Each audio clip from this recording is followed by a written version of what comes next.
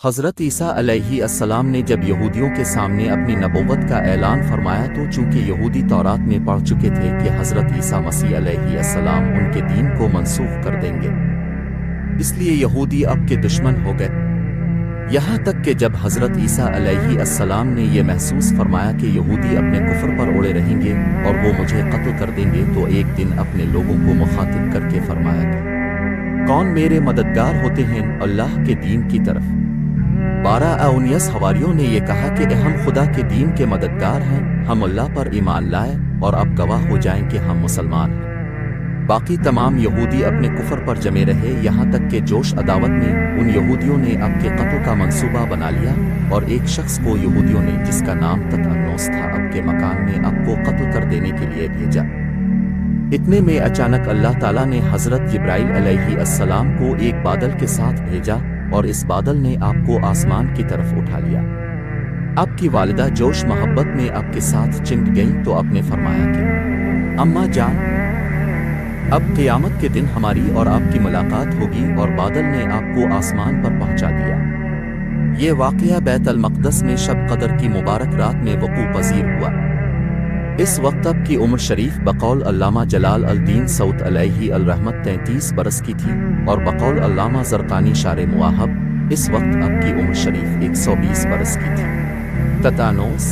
جب بہت دیر مکان سے باہر نہیں نکلا تو یہودیوں نے مکان میں گھس کر دیکھا تو اللہ تعالیٰ نے تانوس کو حضرت عیسیٰ علیہ السلام کی شکل کا بنا دیا۔ یہودیوں نے تتانوس کو حضرت عیسیٰ سمجھ کر قتل کر دیا۔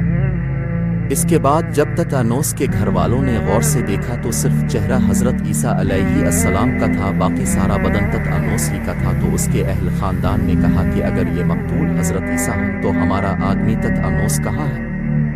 اور اگر یہ تتانوس ہے تو حضرت عیسیٰ کہاں گئے؟ اس پر خود یہودیوں میں جنگ و جدال کی نوبت آ گئی اور خود یہودیوں نے ایک دوسرے کو قتل کرنا شروع کر دیا اور بہت سے یہودی قتل ہو گئے۔ خداوند قدوس نے قرآن مجید میں اس واقعے کو اس طرح بیان فرمایا کہ سورۃ العمران آیت 55 ترجمہ، اور کافروں نے مکر کیا اور اللہ نے ان کے ہلاک کی خفیہ تدبیر فرمائی، اور اللہ سب سے بہتر چھپی تدبیر والا ہے۔ یاد کرو جب اللہ نے فرمایا عیسیٰ تجھے پوری عمر تک پہنچاؤں گا اور تجھے اپنی طرف اٹھا لوں گا اور تجھے کافروں سے پاک کر دوں گا اور تیرے پیروں کو قیامت تک تیرے منکروں پر غلبہ دوں گا، پھر تم سب میری طرف پلٹ کر آؤ گے تو میں تم میں فیصلہ فرما دوں گا جس بات میں جھگڑتے ہو۔ آپ کے آسمان پر چلے جانے کے بعد حضرت مریم رضی اللہ تعالیٰ عنہا نے 6 برس دنیا میں رہ کر وفات پائی۔ بخاری و مسلم کی روایت ہے کہ قرب قیامت کے وقت حضرت عیسیٰ علیہ السلام زمین پر اتریں گے اور نبی آخر الزماں صلی اللہ تعالیٰ علیہ وسلم کی شریعت پر عمل کریں گے اور دجال و خنزیر کو قتل فرمائیں گے اور صلیب کو توڑیں گے اور 7 برس تک دنیا میں عدل فرما کر وفات پائیں گے اور مدینہ منورہ میں گنبد خضرا کے اندر مدفون ہوں گے۔ اور قرآن مجید میں عیسائیوں کا رد کرتے ہوئے یہ نازل ہوا کہ سورہ النساء آیت 157-158 ترجمہ، اور بے شک انہوں نے اس کو قتل نہ کیا بلکہ اللہ نے اسے اپنی طرف اٹھا لیا اور اللہ غالب حکمت والا ہے۔ اور اس سے اوپر والی آیت میں ہے کہ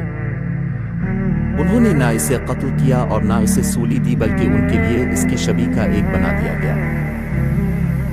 خلاصہ کلام یہ ہے کہ حضرت عیسیٰ علیہ السلام یہودیوں کے ہاتھوں مقتول نہیں ہوئے اور اللہ نے آپ کو آسمانوں پر اٹھا لیا۔